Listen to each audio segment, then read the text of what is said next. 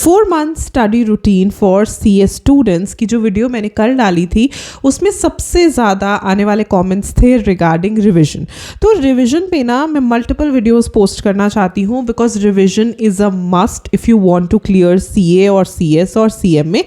आज की वीडियो में हम डिस्कस करेंगे द एक्टिव रिविजन टेक्निक्स, या मैं ये कहूँ कुछ ऐसी टेक्निक्स जो हम एक्चुअली प्रेपरेशन के दौरान भी कर सकते हैं to pass. So watch the video till the end. Hello friends, I am CS Jaspreet Dhanjal, a CS CA finalist, ex-Unacademy educator, and at this point of time I'm a career coach for CA CS CMA students. You can also book your session. The link is in the description box below. ऐसा क्या करें कि revision करें और pass हो जाएं। Why revision? बहुत सारे बच्चों के दिमाग में ये चीज़ आती है। सो प्रेपरेशन से आप सिर्फ एक बारी समझ पाते हो, राइट? अगर आप ये चाहते हो कि हमें पास करना है, राइट, पेपर आपने एक बार पढ़ लिया, कभी बिना रिवाइज करे क्वेश्चन सॉल्व करके देखना। जो डे 1 पे पढ़ा होगा ना उस टॉपिक से रिलेटेड आप क्वेश्चन नहीं सॉल्व कर पाओगे अनटिल एंड अनलेस आप रट्टे लगा रहे हो, बट अदर देन दैट आप क्वेश्चन नहीं सॉल्व कर पाओगे बिकॉज ह्यूमन टेंडेंसी है, भूल जाओगे। रिविजन करना बहुत ज़्यादा रेलिवेंट हो जाता है। रिविजन कैसे करनी चाहिए, क्या ऐसी टेक्निक्स हैं जिन्हें आप रिविजन के लिए यूज़ कर सकते हैं और पास हो सकते हैं। बहुत सारे बच्चे ना स्मार्ट नहीं होते बट हार्ड वर्किंग होते हैं। रिविजन इज़ दैट पॉइंट जहां आपने अपना हार्ड वर्क ज़रूर लगाना है ताकि आप पेपर क्लियर कर पाओ, राइट? सो सबसे पहला टेक्निक है 2 past year exam question paper. So guideline answers कह लो, उन्हें प्यार से RTPs कह लो, MTPs कह लो, कोई और बाहर की रेफरेंस बुक लेनी है वो ले लो, लेकिन ज़रूर उन्हें करो। देर आर चांसेस कि उनमें से क्वेश्चंस रिपीट हों। They could be from RTPs, they could be from MTPs, they could be from past year question paper, मतलब इन सब में से क्वेश्चंस रिपीट होने के चांसेस होते हैं। तो आई वुड एडवाइज़ यू कि आप एक बार ने ज़रूर प्रैक्टिस करो जब आप रिवीजन कर रहे हो। बेसिकली एक तरीके से हम इसको प्यार से राइटिंग प्रैक्टिस भी कहते हैं, but more than writing practice I would say that this adds a confidence in you. और आपको पता चलेगा कि आपका इंस्टीट्यूट मतलब कि कितना किस तरीके का ट्रेंड फॉलो करता है, किस तरीके के क्वेश्चंस आते हैं, तो वो ना एग्ज़ाम हॉल में आपको इतना डर नहीं लगेगा। That is the first thing. Second technique is summarise your notes. अब एक चीज़ होती है जब हम पढ़ते हैं आप नोट्स बनाते हो। वैसे तो बहुत सारे इंस्टीट्यूट्स ने एक ट्रेंड होता है कि वो आपको बहुत ही बढ़िया कॉम्पैक्ट नोट्स कंपाइलर्स दे देते हैं, बट ऐसी भी चैप्टर्स होते हैं, जैसे हमारे CS की अगर मैं बात करूं तो थ्योरी टॉपिक्स होते हैं, नहीं कई बारी उतने क्रक्स्ड नोट्स होते, तो हम नोट्स बनाते हैं, उन्हें और समराइज कर लो। To be precise I would suggest you to have chart books. अगर आप किसी लीडिंग टीचर की चार्ट बुक अरेंज कर सकते हो, वेल एंड गुड। नहीं कर सकते हो तो खुद से चार्ट्स बनाना सीखो। They are very very important and relevant.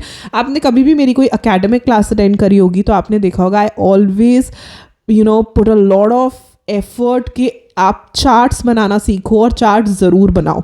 और अगर आपको चार्ट्स बनाने नहीं आते, आपको मेरी हेल्प चाहिए, put in the comment section below.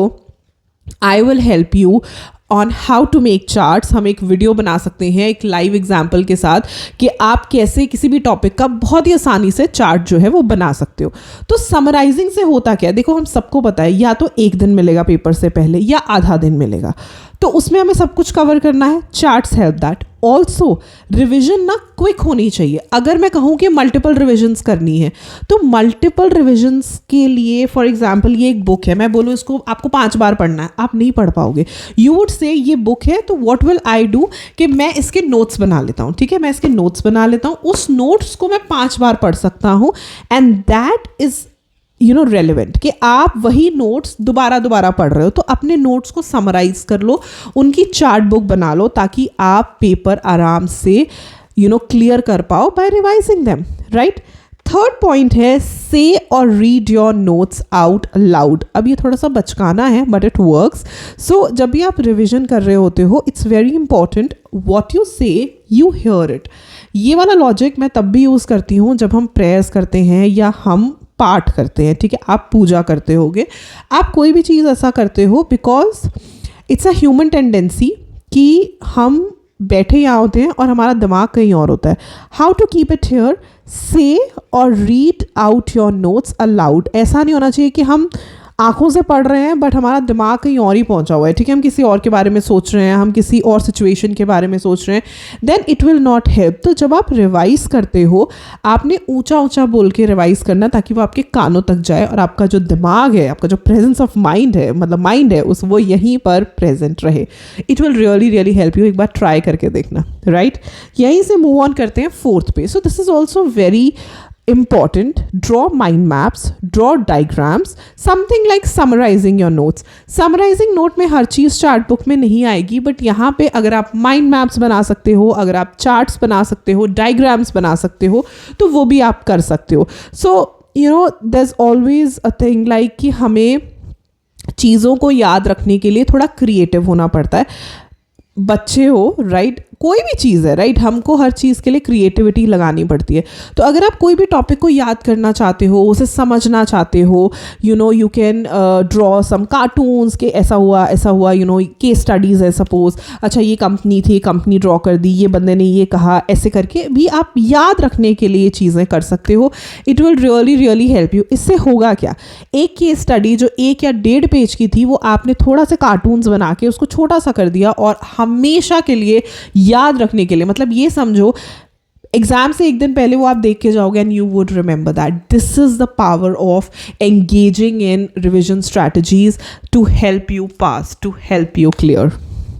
5th point is make mnemonics. Mnemonics भी बहुत हेल्प करते हैं. न्यूमोनिक्स आर लाइक वो शॉर्ट फॉर्म्स बना देते हैं ना, लाइक दैट. उससे भी चीज़ें याद रहती हैं, specially in theory subjects, right.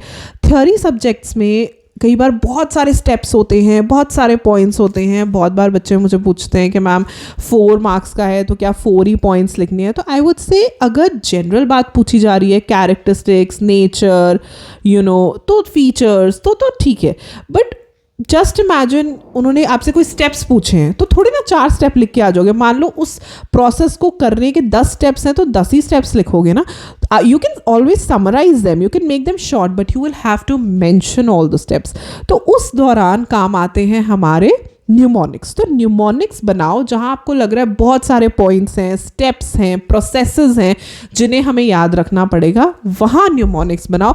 और मज़ेदार ये आप खुद से बनाओगे तो हमेशा याद रहेंगे. जो भी आपको पसंद है, related to sports, related to whatever you like, आप वैसे बना सकते हो और आप हमेशा उन्हें याद रखोगे.